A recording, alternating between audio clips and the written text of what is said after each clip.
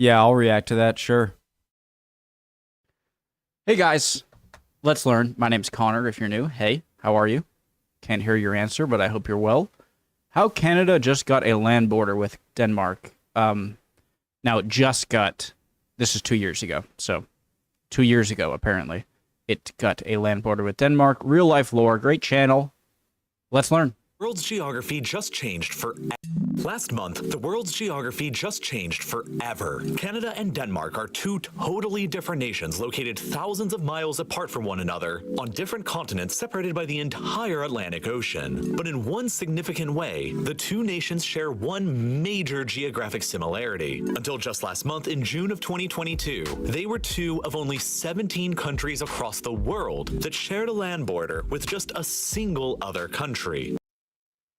I'm assuming the border is going to be somewhere between northern Nunavut and Greenland. The others being Brunei's single border with Malaysia, the Dominican Republic and Haiti each bordering the other on the island of Hispaniola, the Gambia that's surrounded by Senegal, the Republic of Ireland and the United Kingdom each bordering the other on the island of Ireland, Monaco surrounded by France, Vatican City and San Marino each surrounded by Italy, Lesotho surrounded by South Africa, Papua New Guinea stuck with Indonesia on one island and Timor-Leste stuck with them on another island, Portugal stuck on the Iberian Peninsula with Spain, Qatar stranded on a peninsula blocked by Saudi Arabia, and South Korea stuck on another peninsula blocked in by North Korea. Until last month, Denmark's only land border was with Germany to their immediate south, while Canada's only land borders were with the United States across the south and the west with Alaska. But despite being located thousands of miles away on two different continents, Canada and Denmark are a lot closer than you way on two different continents. Nice building and nice grass. Canada and Denmark are a lot closer than you probably initially thought, because as of the 11th of June 2022, they each officially border each other by land, and that means that they've each removed themselves from the already small list of countries that only border a single other country. But how can a country in Europe and another in North America even border each other by land? Well, it's because their border is a very tiny one, and it's located right here in the literal middle of nowhere on a small, barren, uninhabited rock of an island known as Hans Island. Guys, I love watching. I've seen many videos. Usually when I go to bed, I love watching like Arctic and Antarctic expedition videos. And so a lot of them have to do with this stretch in between on a small, Greenland and Canada, like on their way to the North Pole for the first time. So, yeah, I don't really have another point I'm trying to make here. It's located right here in the literal middle of nowhere on a small, barren, uninhabited rock of an island known as Hans Island. Today, Denmark and Canada both split the island roughly 60-40 respectively across a border that's only a tad longer than 1,200 meters. This is what makes them both technically bordering nations now, but for decades before just last month, the issue of who between them actually owned this insignificant and pointless island was an unresolved territorial dispute that generated one of modern history's friendliest, good-natured, and wackiest conflicts known as the Whiskey War. It was a very rare territorial dispute for both nations, and particularly for Canada, who also shares the longest international border in the world with the United States further to the south and the west, stretching for nearly 9,000 kilometers in length. They're missing a bit of border. I'm sure they're counting it between Alaska kind of stretches down here.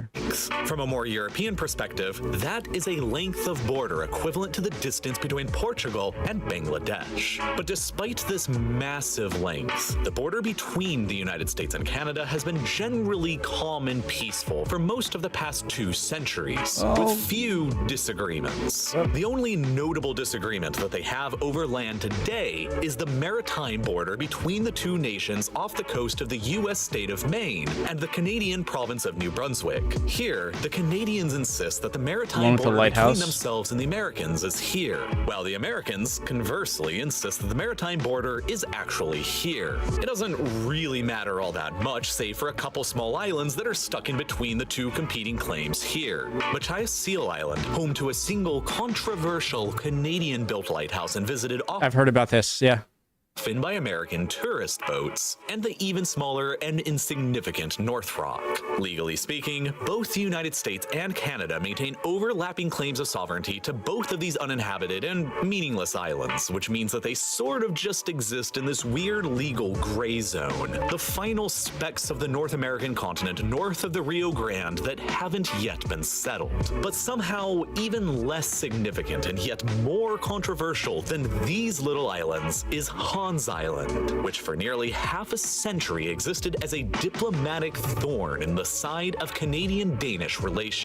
There's this famous Danish Greenlander named Hans something that I've heard in some of the videos that I wonder if it's named after him, but maybe not. Existed as a diplomatic thorn in the side of Canadian-Danish relations, with each claiming the entirety of the island for themselves. The conflict dates back to Canada's control over Ellesmere Island and Denmark's control over Greenland, and the narrow Nares Strait that flows in between them. For most of history, the exact maritime border between the Canadians and the Danes here was legally undefined and generally assumed to be the strait itself, because, well, it's a frozen wasteland where nobody actually lives permanently. The closest actual permanently inhabited settlements are Alert in Canada, 198 kilometers away, and there can always be fishing rights, or maybe not, this might be significant, but there could be natural resources that you don't know of or haven't discovered yet that could have repercussions. There could be fishing rights, could be travel rights, and so nothing is really meaningless. Apaluk in Greenland, 349 kilometers away, and they are collectively home to less than 150 people. This area was simply never really geopolitically important until in the 1970s. Oil? People started figuring out that there could be valuable things like oil and natural gas in the area. Yep. And so in 1972, a team of both Canadians and Danes began working on the first legally defined maritime boundary between each of their big Arctic islands. They established 127 points of latitude and longitude across the Nares Strait, roughly in the center between Ellesmere and Greenland, and then drew a line between all of these points to formally mark out the border. But there was a small anomaly. Around here, the strait is only about 35 kilometers wide, and this speck of rock called Hans Island is pretty much dead in the center of it, which is why both the Canadian and Danish surveying teams each claimed it for their own respective country. I can already see, I feel like a lot of international relations can mirror personal relations. Like one-on-one relations can be exactly like country-on-country relations. And it's like, okay, there's one point where we go over this island, and you might just say, all right, just move it a little bit over here. It's no big deal. Well, then, okay, if it's no big deal, then why not just move it a little bit over here? And so, I don't know. I find that kind of interesting. Amusing in a way. To come to any kind of agreement, the 1970s era maritime treaty between them simply left the border in the Nares Strait between points 122 and 123 blank, with Hans Island itself an undefined territory in the middle. They basically just decided to kick the issue of ownership over the island down the road for someone else to figure out at a later time. It's just that nobody at the time probably expected that a later time would mean about half a century and the collective efforts of 26 different foreign ministers. For decades in between then and 2022, Canadian and Danish soldiers took alternating turns visiting the island and raising their own respective flags, taking down the other's flag and placing a bottle Hans off my island, okay, of their favorite national liquor. In 1984, a group of the other's flag and placing a bottle of their favorite national liquor. In 1984, Schnapps. A group of Canadian soldiers visited by helicopter raised up their flag and left a bottle of Canadian Club whiskey for the Danes who they knew would come by later. And sure enough, the Danes did, by respectfully taking down and folding up the Canadian flag, raising the Danish flag, and replacing the Canadian Club whiskey with a bottle of their own Danish schnapps, along with a Hey, I was right, schnapps. sign which simply read, "Welcome to the Danish island." Okay.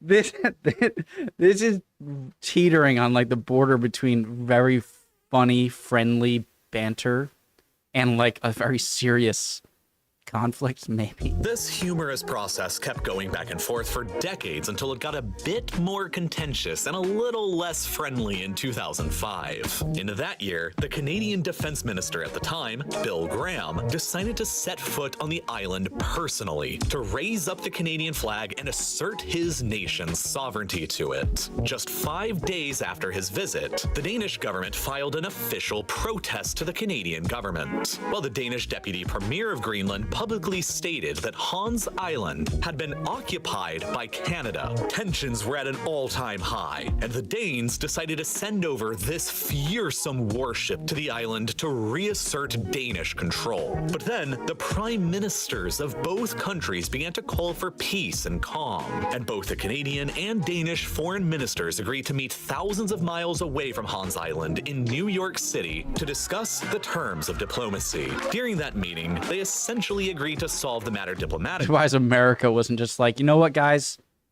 Just give it to me. That way, neither of you have it. But they each continued insisting that Hans Island was rightfully theirs. That's not that funny of a joke, seeing how Trump is offering or claiming that both areas are now America. Entirety. So in practice, it's actually not that funny. So.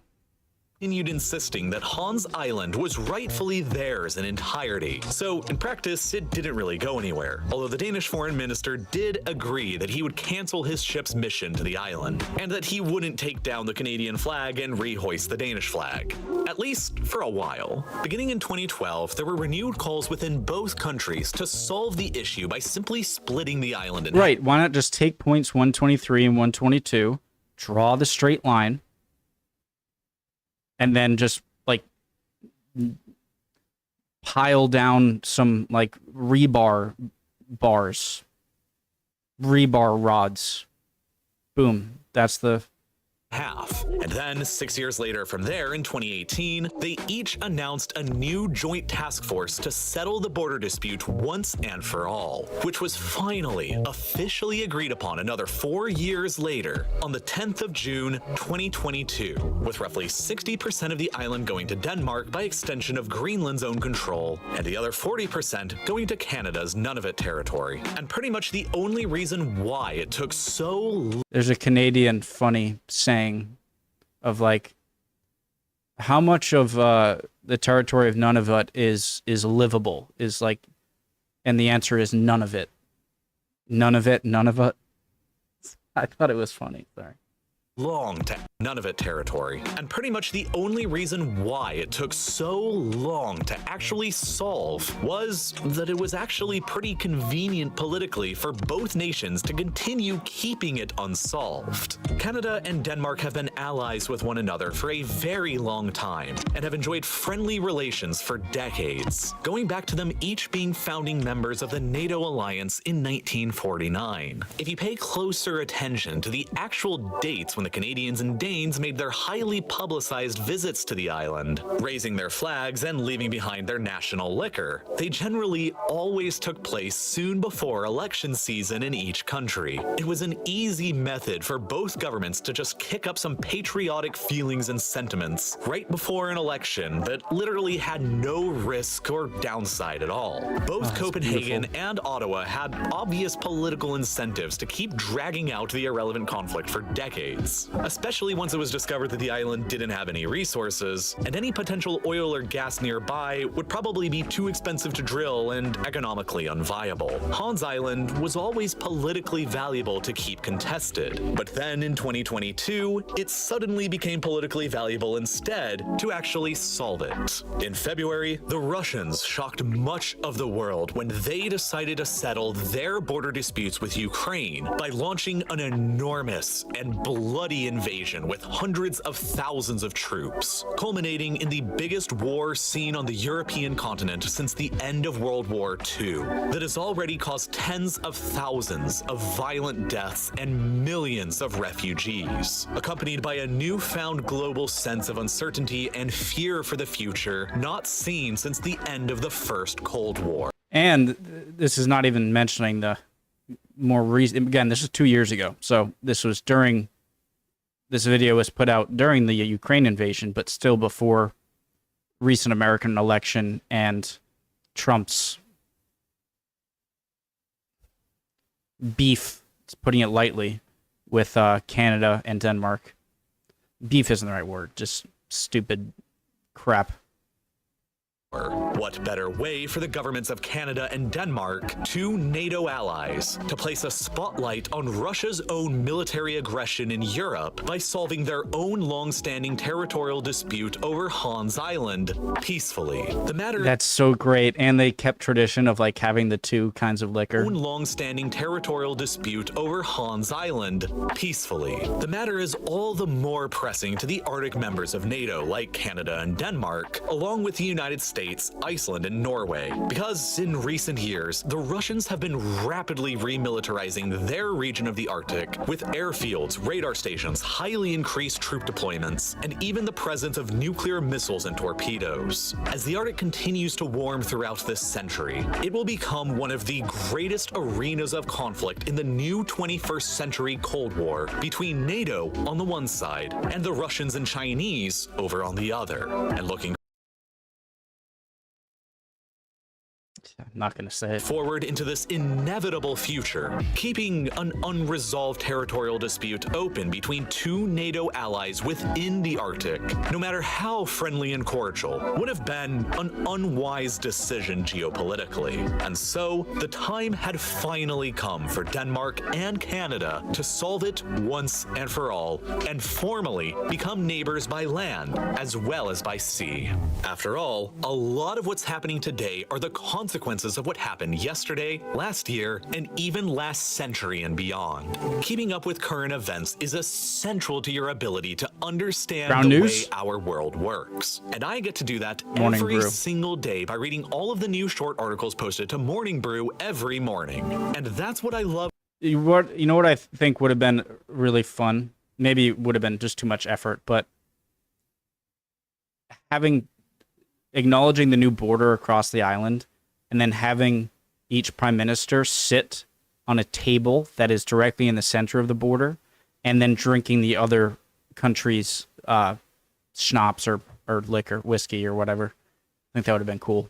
Understand the way our Now, this is 2 years old, and the newer it is, the more I want to push the advertisement. I'm going to watch through at least until we see a promo works. code or and I get whatnot. to do that every single day by reading all of the new short articles posted to Morning Brew every morning. And that's what I love the most about using Morning Brew. Their free daily newsletter gets you up to speed on all the current events and news that you need to know in business, finance, and tech in only 5 minutes, and in a way that's far more relevant, informative, and frankly witty than traditional news is. For example, over the past week, I got to read articles about why the US stock market just experienced its worst first half in more than 50 years, how a hacker allegedly stole the data of 1 billion Chinese citizens, and why New York and New Jersey are finally starting the first phase of a $14.2 billion mega project to build a new train tunnel beneath the Hudson River. And since you watch Real Life Lore, I know that you like getting a bit smarter and staying better informed on world events. And regular, repeatable patterns of learning are exactly the best way to do that. So go ahead and start your mornings off with Morning Brew by subscribing completely for free when you click the button that's here on your screen right now, or by following the link that's down below in the description. There it is. It's one of the best ways that you can help support this channel completely for free, and you get to stay up to date with current events and be a better informed person. Great video. If anyone is still here, hi guys, love y'all. Hope you're doing well. Hope you learned something or can teach me something in the comments. And hopefully I'll see you guys next time. We'll keep on learning. Bye guys.